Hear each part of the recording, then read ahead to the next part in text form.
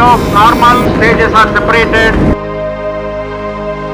आप अपनी स्क्रीन पे देख सकते हैं India is on the moon. Chandrayaan 3 से जुड़ी एक बड़ी खबर जो सामने है वो ये है कि 23 अगस्त को जो सॉफ्ट लैंडिंग हो गई है विक्रम लैंडर की और भारत ने चांद को छू लिया है। चंद्रमा की ठंडी रात के टेम्परेचर -232 डिग्री सेल्सियस से बचने के लिए चंद्रयान 3 रात होने से पहले अपने चंद्र लैंडर को चंद्रमा के साउथ पोल पर 70 डिग्री अक्षांश पर भेजेगा। दोस्तों, इसरो ने शुक्रवार 14 जुलाई 2023 को आंध्र प्रदेश के श्री हरिकोटा स्थित सतीश धवन स्पेस सेंटर के दोपहर के 2:35 पर चंद्रयान 3 को लॉन्च कर दिया था। ये समय भारत के इतिहास का वो स्वर्णिम पल बन गया जब भारत का चंद्रयान 3 चांद की सतह को छूने के लिए अपने मिशन को पूरा करने के लिए उड़ान भर चुका था। और इस तरीके के प्रोजेक्ट्स की जब हम बात करते हैं तो स्पेस की अनप्रेडिक्टेबिलिटी को देखते हुए ये एक एस्टिमेटेड टाइम को लेकर चला जा सकता है। और इस मिशन को किस तरीके से तैयार किया गया, क्या कुछ इसकी खासियत है, चलिए आपको समझाते हैं। ये जो तस्वीर आप देख रहे हैं चंद्रयान मिशन की शुरुआती तस्वीर है, जहां पर पृथ्वी के चारों तरफ आप ऑर्बिट बने हुए देख रहे हैं और उन्हीं एक ऑर्बिट में आपको प्रपल्शन मॉड्यूल के साथ विक्रम लैंडर जो है वो नजर आ रहा है।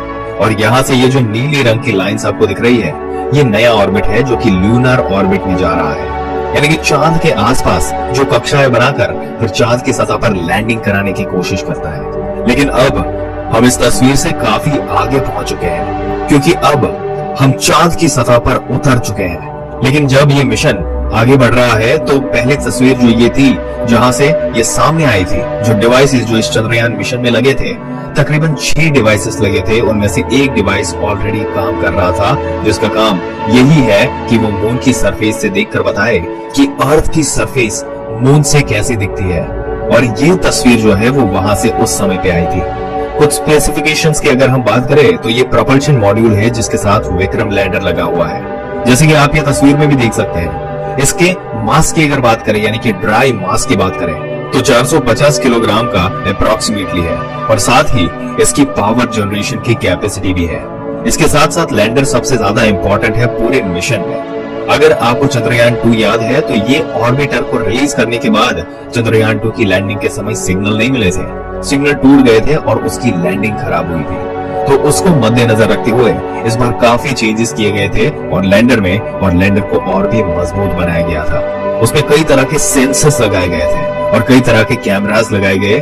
विक्रम लैंडर जो है वो कुछ इस तरीके का दिखता है और कई तरीके की सेंसर्स इसमें जो लगाए गए क्योंकि पिछली बार लैंडर जो था वो 5 इंजन के साथ था। इस बार जो लैंडर है उसने 4 इंजन के साथ ही लैंड कर दिया। और अगली तस्वीर की जब हम बात कर रहे हैं तो ये है रोवर की, जिसका नाम प्रज्ञान रोवर है। और ये रोवर भी बेहद खास है दोस्तों, क्योंकि इस पूरे मिशन में जहां पर सबसे महत्वपूर्ण काम विक्रम लैंडर ने करना है सेफली लैंड होकर, जो कि ऑलरेडी हो चुका है, वही उसके बाद जिम्मेदारी आती है रोवर पे। तो रोवर जो है देखिए कुछ इस तरीके का दिखता है। रोवर होते हैं, इनमें व्हील्स लगे होते हैं, ये व्हील्स खुलते हैं, इनमें सोलर पैनल लगा हुआ है। दूसरी तरफ नीचे की तरफ में भी कुछ पैनल्स लगाए गए हैं और ये इस तरीके का पूरा मॉडल बना हुआ है। इस बार एक नई चीज का एक्सपेरिमेंट इसरो ने किया है। ये रोवर और जो लैंडर में वेकिंग एंड स्लीपिंग सर्किट का इस्तेमाल किया गया है। इसका मतलब क्या है, जब लूनर डे होगा यानी कि जब चांद में उजाला होगा, जब वहां पर लाइट होगी तो इसमें लगे सर्किट चार्ज होंगे और अगर वो चार्ज होने में सक्सेसफुल हो जाते हैं और अगर वो आगे की एनर्जी को पास करने में सक्सेसफुल हो जाते हैं तो जो मिशन फिलहाल 14 दिन का है, यानी कि पृथ्वी पर 14 दिन का है और मून में केवल 1 दिन का है, वो ऐसे में आगे भी बढ़ सकता है। मेनली ये जो हमारा मिशन है वो केवल 14 दिन का ही क्यों है, ये चांद पर 1 दिन का ही क्यों है, क्योंकि चांद के टेम्परेचर की बात करें तो गर्म टेम्परेचर वहां पर 100+ डिग्रीज में होता है और ठंड की बात करें तो ठंड जो है वो 120 डिग्रीज माइनस में होता है, यानी कि वहां पर टेम्परेचर एक्सट्रीम हाई रहते हैं। ऐसे में सर्दी के टाइम पे ज्यादा ठंड होने की वजह से सेंसर्स काम नहीं करेंगे और भारत के पास अभी भी टेक्नोलॉजी नहीं है जिससे कि वो हीट अप रख सके अपनी मशीनरीज को, और इस वजह से इस मिशन को फिलहाल छोटा रखा गया है 14 दिन का। अब देखिए दोस्तों, लैंडर के स्पेसिफिकेशंस बताते हैं आपको। विक्रम लैंडर की मिशन लाइफ 14 दिन की है, 14 अर्थ डेज की और 1 ल्यूनर डे की। अगर पूरे मास की बात की जाए तो तकरीबन 1750 किलोग्राम है। इसके अलावा रोवर की अगर बात करें तो रोवर की भी सेम मिशन लाइफ है, यानी कि 14 दिन की लाइफ। इसका जो वेट है वो तकरीबन 26 किलोग्राम है। इसमें 2 पेलोड्स लगाए गए हैं। अब आपके मन में सवाल होगा कि पेलोड्स क्या है। दोस्तों यहाँ पर 5 पेलोड्स जो है वो लैंडर और रोवर में लगे हुए हैं। दरअसल पेलोड ही वो चीजें हैं जो हमारे लिए इंफॉर्मेशन गैदर करके लाएंगे कि असल में इस मिशन का रिजल्ट क्या है। फॉर एग्जाम्पल ये लैंडर पेलोड्स है। एक इसमें रंभा एलपी लगा है, जिसका काम होता है कि ये सरफेस प्लाज्मा के बारे में जो आयंस होते हैं, जो इलेक्ट्रॉन्स होते हैं, उसके बारे में ये जानकारी इकट्ठा करेगा। दोस्तों अभी तो लोगों के दिमाग में चंद्रयान 2 के लैंडर के चांद की सतह से कुछ ही दूरी पर क्रैश करने की तस्वीरें भी ताजा है, और इस बार फिर चंद्रयान 3 चांद की डार्क साइड पर लैंड करने की कोशिश जो उसने की और सक्सेसफुल हुआ, उसी जगह के आसपास जहां पर चंद्रयान 2 क्रैश हुआ था। आखिर ये जगह इतनी खतरनाक क्यों मानी जाती है और क्यों बार बार भारत इस जगह पर लैंड करने की कोशिश कर रहा था? दोस्तों अब जब चंद्रयान 3 लैंड हो चुका है तो यहाँ के सारे राज खुलने वाले हैं, पर आपको फिर भी इस जगह के रहस्यों के बारे में बता देते हैं। दोस्तों चांद पृथ्वी का एकमात्र नेचुरल सैटेलाइट है और ये पृथ्वी से 3,84,000 किलोमीटर की दूरी पर है। इंसान हमेशा से ही चांद के रहस्य जानने के लिए उत्सुक रहता है, और इसलिए जैसे जैसे टेक्नोलॉजी ने तरक्की की, चांद पर जाने की कोशिशें भी तेज हो गई और आखिरकार 20 जुलाई 1969 नील आर्मस्ट्रांग ने चांद की सतह पर अपना पहला कदम रखा। उसके बाद से आज तक पूरी दुनिया के वैज्ञानिक चांद के रहस्यों को सुलझाने में लगे हुए हैं। सबसे पहला सवाल तो यही था कि चांद की उत्पत्ति कैसे हुई। चांद की उत्पत्ति आज से 4.5 अरब साल पुरानी मानी जाती है।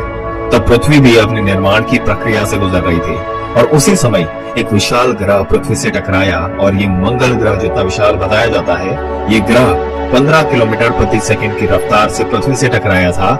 इस टक्कर की वजह से कई हल्के पदार्थ के टुकड़े पूरे स्पेस में फैल गए, और फिर धीरे धीरे ग्रेविटेशनल फोर्स की वजह से ये एक दूसरे से जुड़ गए।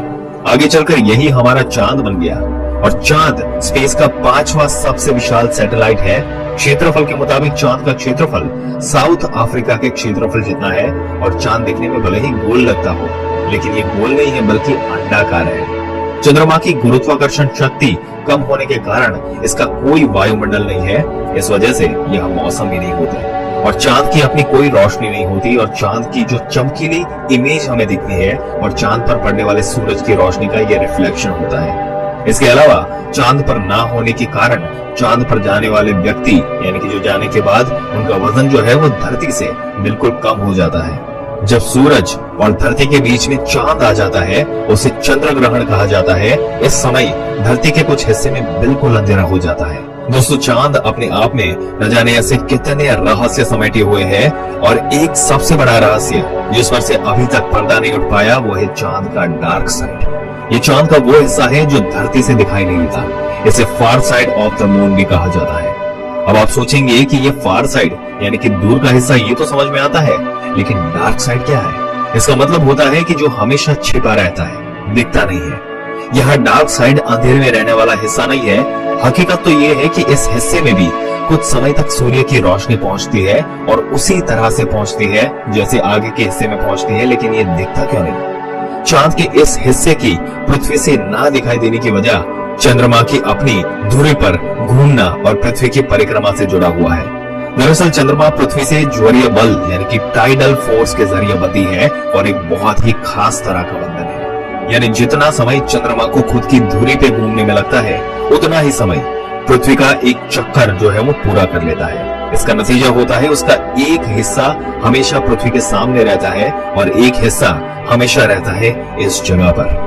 और कई ऐसे क्रेटर्स यहाँ पर मौजूद है जहाँ कभी सूरज की रोशनी पहुंची नहीं। ये समय है सन 1959। सोवियत स्पेसक्राफ्ट लूना 3 ने पहली बार चांद के डार्क साइड की पिक्चर्स ली थी, लेकिन जब वैज्ञानिक ने इन पिक्चर्स को देखा तो वो चौंक गए, क्योंकि चंद्रमा का ये एरिया उसकी दूसरी साइड से बिल्कुल अलग था। यहाँ बड़े बड़े क्रेटर यानी गड्ढे मौजूद थे, लेकिन यहाँ की सतह का रंग काफी अलग था, जबकि सतह पर कहीं भी लावा के निशान मौजूद नहीं थे। इसका मतलब ये कि सतह के अंदर का लावा यहाँ बाहर नहीं आ रहा था। वैज्ञानिक के अनुसार इसका कारण नॉर्थ पोल और साउथ पोल की डार्क साइड की मोटाई यानी थिकनेस है। अब क्योंकि चांद की डार्क साइड की सतह की ऊपरी परत काफी मोटी है, इस वजह से लावा बाहर नहीं आ पाता। जबकि नॉर्थ पोल की सतह काफी पतली है। इस वजह से वहां लावा बाहर आ जाता है। नासा के मिशन से ये बात तो साफ हो चुकी है कि चांद के साउथ पोल की क्रस्ट यानी धरती की सबसे ऊपरी सतह नॉर्थ पोल की तरफ से 30 मील मोटी है। और ये वैज्ञानिक के लिए एक बहुत बड़ा सवाल था कि आखिर ऐसा क्यों है। तो काफी एडवांस सुपर कंप्यूटर ने इस रहस्य को उजागर किया, जिसे सुनने के बाद आप भी हैरान रह जाएंगे।